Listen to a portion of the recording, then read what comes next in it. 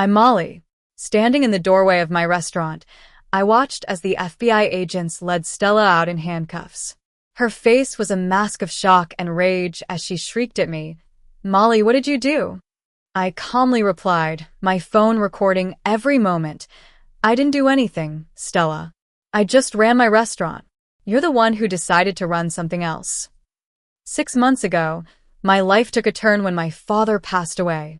He left me a significant inheritance, including the building that housed my restaurant, Molly's Modern Fusion, and Stella's high-end fashion boutique next door. Stella had been my father's wife for only 2 years.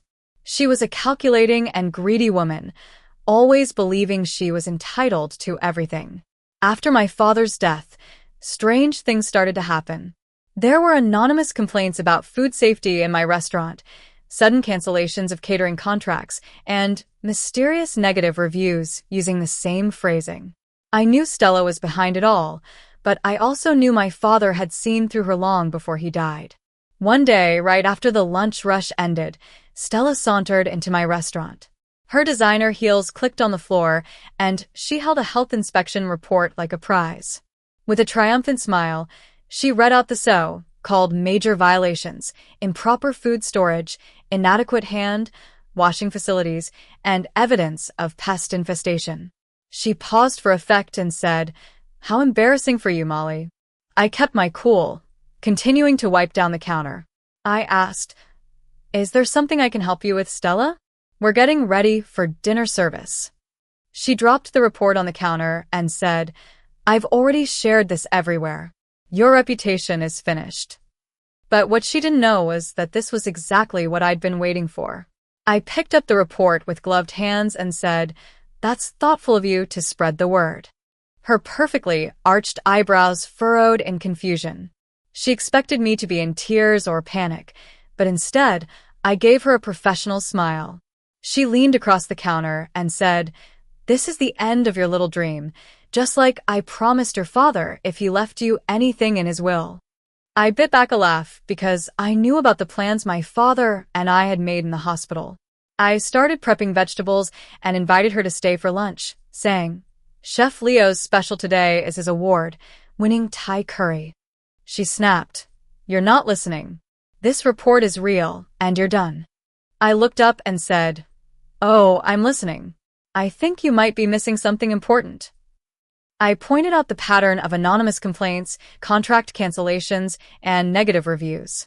She tried to maintain her superior smile, saying I was just bad at running a restaurant. I told her about pattern recognition, how easy it was to document and track certain behaviors. She was clearly thrown off by my calmness and finally left, saying, "Enjoy your last few days in business. Maybe next time, respect your elders." As the door closed, Chef Leo emerged from the kitchen. He said, "She bought it." I nodded and sent a text to my lawyer, Ava. It read, "It's done." She took the bait. Leo retrieved a camera from under the counter, which had recorded every moment of Stella's visit. We had installed new equipment just before, and my restaurant had passed every legitimate health inspection with flying colors. Stella thought she was being clever by arranging a fraudulent inspection during our renovation week, but she had no idea that every violation in that report would become evidence in a much larger investigation. 2 hours later, I was in Ava's downtown office. District Attorney Ryan and FBI Agent Lily were there, reviewing the evidence we'd gathered over the past 6 months. Ava said the health inspection report was the final piece we needed. Lily pulled up files on her laptop and said, "The boutique next door has been laundering money for a drug trafficking operation." I remembered how my father had first become suspicious. He noticed that the boutique's revenue reports didn't match the inventory. Designer clothes were sold for cash, but the stock never seemed to decrease. Ryan said my father's notes were invaluable. He had documented everything but knew confronting Stella directly would be dangerous, so he reached out to the FBI. In fact, in his final months, my father had helped set up a trap that Stella had walked right into. Lily showed me the security camera footage of the boutique after hours. Well, dressed customers entered through the back door, leaving with more than just clothes. There were cash transactions and coded conversations, all carefully recorded. Lily explained that they'd identified connections to 3 different drug trafficking organizations. The boutique was just a front. My father's will was also a part of the plan. By leaving me the building, he ensured that Stella couldn't move or hide her operation without raising suspicion. We learned that the health inspector who wrote the report was already in custody and had rolled over on Stella, giving details about other businesses she'd targeted. Ryan said they were ready to move and would raid the boutique during her afternoon private shopping appointment. I returned to my restaurant. Leo had everything under control, and our regular customers seemed unaffected by Stella's online smear campaign. I told Leo that everything was set, and they'd move in at 3 p.m. At 2:45 p.m. 3 luxury cars pulled up outside the boutique. Stella's special customers were arriving for their private shopping session. At 2:55, unmarked vehicles started to position themselves around the block. At 2:59, I got a text from Lily saying, "Showtime." The raid was swift and methodical. FBI agents came from all directions. Stella's composure shattered. She tried to run but forgot that the back exit she thought was an escape had been sealed during a renovation years ago. The unlocked door led to a storage room. As they led her away, local news crews arrived. Stella's attempt to destroy my restaurant's reputation backfired spectacularly. The next day, I was called to the FBI's evidence room. There, I learned that the drug operation was just the tip of the iceberg. Stella had been involved in forcing out at least 6 competing businesses using similar fraudulent methods. We also found evidence that my father's illness might not have been natural. Lily said they were reviewing his medical records, and the symptoms were consistent with long-term poisoning. In her private safe, we found a notebook in my father's handwriting. He'd documented everything, from suspicious transactions to strange coincidences.